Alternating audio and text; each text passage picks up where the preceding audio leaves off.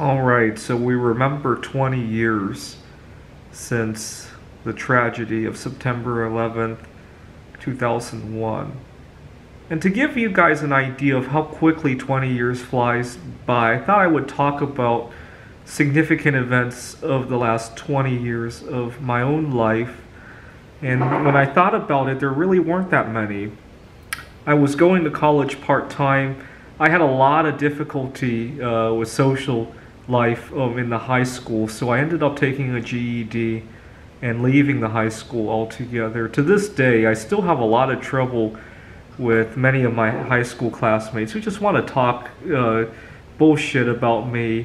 I don't know if it's because of jealousy or if it's because I struggle with certain departments in life. Don't get me wrong. Even though I was going to college part-time when I was 14 years old, I struggled with many departments in life. But then most people I know struggle in some departments in life, right? So I don't know what the situation is. I wanted so badly to go to a bunch of high school reunions in years past, right? So my class graduated in 2005, but every time I look at one of those events and I look at photos, and I just don't feel comfortable going with the differences that I do have, right? Dietary restrictions, which I really need in order to be normal. If I ate the way some of my classmates did, you would not want to be near me. That's another story for another day, which I don't mind eating the way I do. I only mind other people commenting about how I eat. So I left high school and finished college a few years after that. I went on to study at the University of Pittsburgh for my PhD, but I had a lot of social difficulties there. But the silver lining was that I got to know some connections. I was working on a math problem called Ramsey theory, and I got fascinated with that problem to the point that I was getting very ill from not sleeping working on that problem. And I made some connections, and I knew pretty much the world champion in Ramsey theory. He was in Rochester, New York. And so halfway through the studies, I transferred to Rochester Institute of Technology, and I arrived in Rochester, New York on August 15, 2008. I remember that day because it's also the anniversary of the Nixon shock. It would have been 37 years after the Nixon shock. I distinctly remember arriving in Rochester, right? You see these signs, Rochester, however many miles on the highway, right? I distinctly remember arriving there because I remember thinking that Rochester was going to be the place where I made my mark, right? I met my future wife, I graduated with my PhD, and became famous, right? And I probably didn't meet my future wife in Rochester. Actually, I met my future spouse in Rochester, New York myself. And that's where I discovered how happily single I am.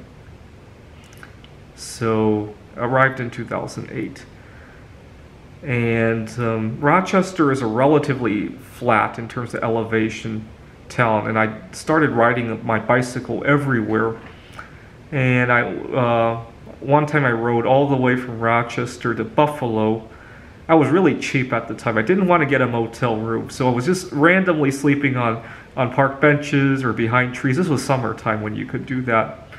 And then the following day I continued, and I took a bus back home to Pittsburgh, and had a good time. A lot of memorable scenery. This was 2009.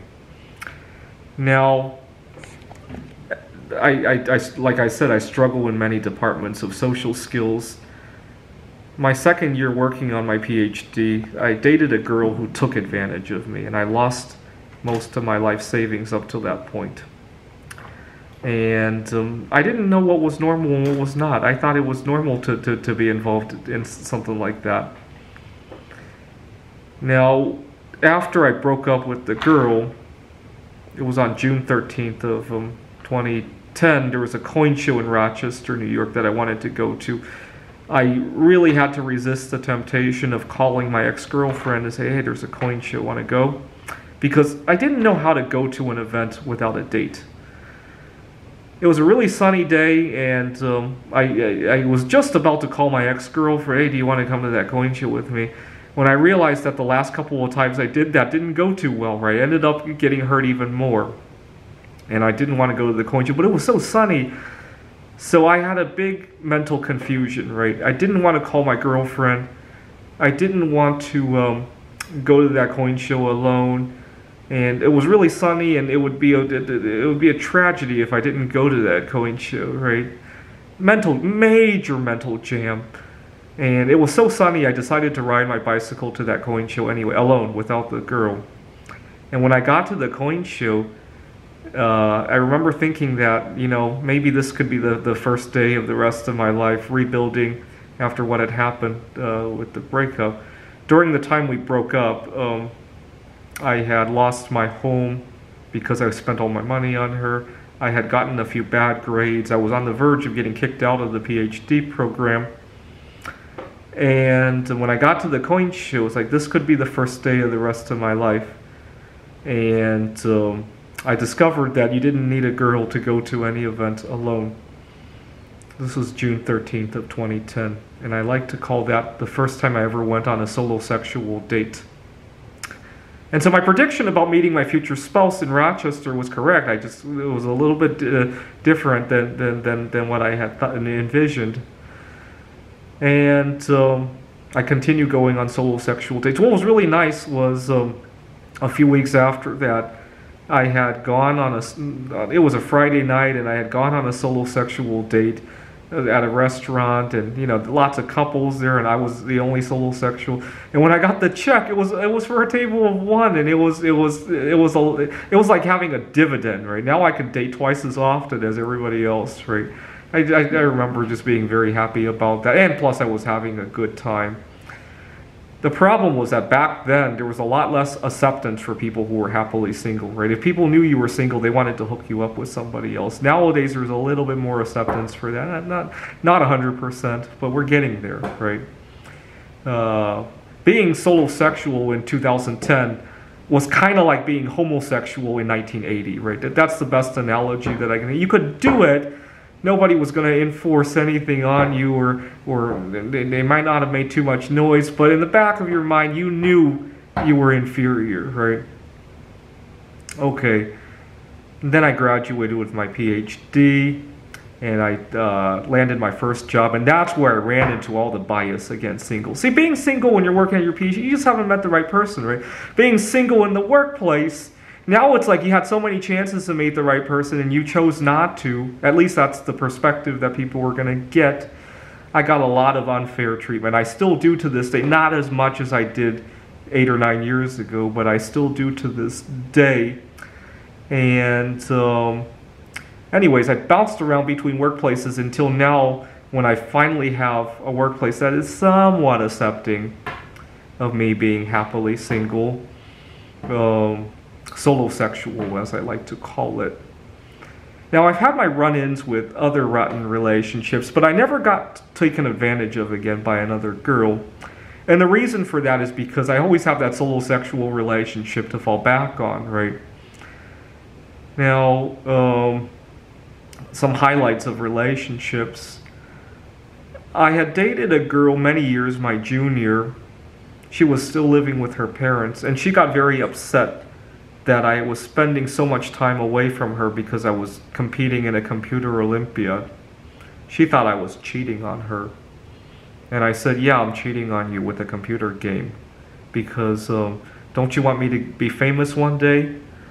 And she didn't want me to be famous one day. She thought it was more important that I spent all my time with her, right? And so I stormed out of her family's home.